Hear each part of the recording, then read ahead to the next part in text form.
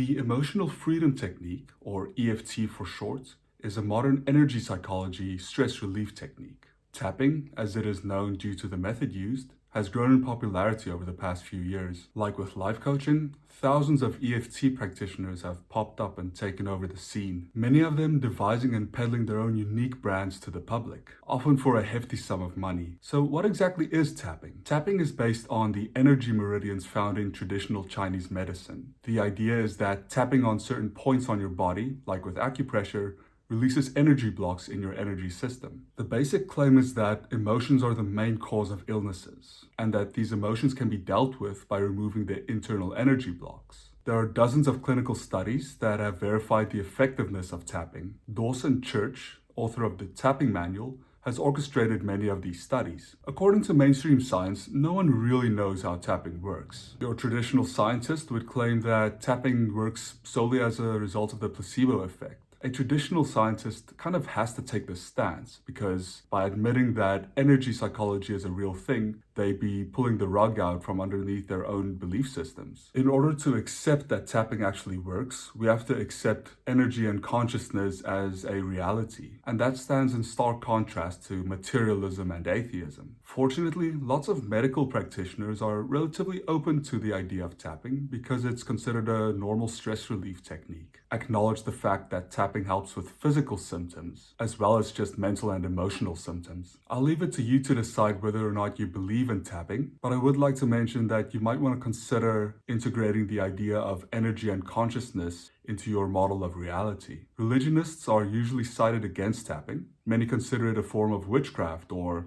some kind of evil. Tapping is excellent for uprooting core issues. Deeply rooted psychological issues that have remained dormant for years can be tapped on and resolved within a matter of minutes. Although the specific timeline of the results of tapping may vary and be kind of unpredictable, the evidence from over 100 clinical studies points to a very safe and effective technique for stress relief and uprooting deeply rooted trauma. The only real downside of tapping is that the ego can get in the way. In his book, The Tapping Manual, Dawson Church really presses this point. He claims that lots of EFT practitioners believe that they are endowed with some kind of divine gift superior to all other practitioners. It is somewhat understandable when you first see how effective EFT is. And when I first helped my friends and family with EFT, I kind of started stepping into that same trap. The best way to combat this is to acknowledge that EFT really is a great method for energy psychology, and that its effectiveness is due to years of research rather than our own supposedly remarkable gifts. There is another downside to EFT that I haven't seen anyone point out. EFT and tapping claim that all negative emotion is bad and should be tapped away or dealt with as quickly as possible. I disagree with that.